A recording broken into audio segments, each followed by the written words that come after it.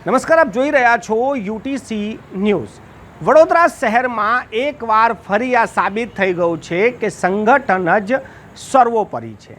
આજે ભારતીય જનતા પાર્ટીના શહેર પ્રમુખ ડૉક્ટર વિજય શાહે એક બેઠક બોલાવી।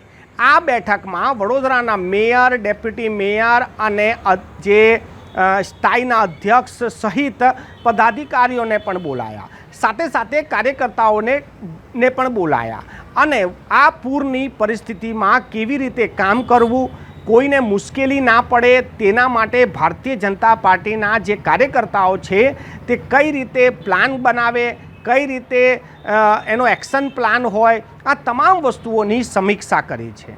જો આપણે સરળ ભાષામાં જોવા જઈએ તો કોઈ પણ રાજકીય પક્ષ ચૂંટણી લડે છે, ચૂંટણી લડ્યા બાદ પોતાના ઉમેદવારોને પદાધિકારી બનાવે છે, વડોદરાના મેયર બનાવ્યા છે, ડેપ્યુટી મેયર બનાવ્યા છે। એટલે વડોદરાની જે સમસ્યા જ્યારે આવે તો જવાબદારી વડોદરાના મેયર, ડેપ્યુટી મેયર, સ્થાયી અધ્યક્ષ ને મ્યુનિસિપલ કમિશનર કે પછી કલેક્ટરની હોય છે। પરંતુ સામે ચાલીને આ ચેલેન્જને એક્સેપ્ટ કરવું, લોકોની મદદે જવું, આ ડૉક્ટર વિજય શાહ જ કરી શકે।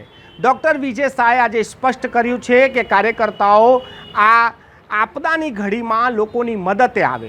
રેલવે સ્ટેશન પર આવતા યાત્રીઓને પણ કોઈ મુશ્કેલી સર્જાય તો તેમના ઘર સુધી જવા માટે ભારતીય જનતા પાર્ટીના કાર્યકર્તાઓ મદદે આવે, તેમને ચાય નાસ્તાની જરૂર હોય તો ચાય નાસ્તો પણ કરાવે। આટલા સુધીની ચિંતા ડૉક્ટર વિજય શાહ હાલ કરી રહ્યા છે।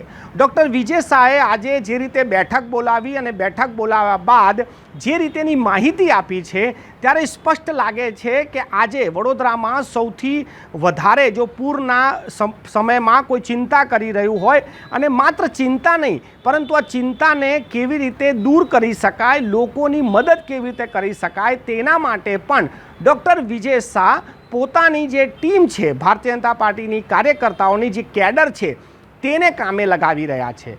એક વાત તો સ્પષ્ટ છે કે જે લોકોના માથે જવાબદારી છે, જે જનતાના ટેક્સના રૂપિયાથી પગાર મેળવે છે કે પછી ભથ્થા મેળવે છે, આ કામ તેમનું છે।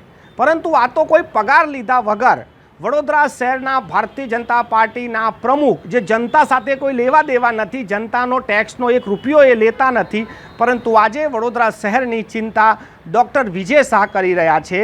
સાથે સાથે એમના જે તમામ કાર્યકર્તાઓ છે તેમને પણ એ જોશ આપી રહ્યા છે કે તમે પણ આ આપદાની ઘડીમાં બહાર આવો। આ ચૂંટાયેલા નેતાઓ માટે ખૂબ જ મોટો એક સંકેત છે કે જ્યારે કોઈ વ્યક્તિ સંગઠનનો પ્રમુખ બનીને જો જનતાની ચિંતા કરતું હોય તો પછી જનતાના વોટ લઈને સત્તામાં બેઠેલા લોકો એની તો જવાબદારી એમના કરતાં વધી જતી હોય છે, તો તેમને તો બમણી મહેનત કરવી પડે। પણ અહીંયા તો ડૉક્ટર વિજય શાહ જે રીતે સંગઠન સર્વોપરીનો નારો આપે છે એવી જ રીતે વડોદરા શહેરમાં પણ આ આપદાની ઘડીમાં પણ સંગઠન સૌથી પહેલાં આગળ આવ્યું છે। એટલે સંગઠન સર્વોપરીનું જે સૂત્ર છે એ ડૉક્ટર વિજય શાહ એને સાર્થક પણ કરી રહ્યા છે।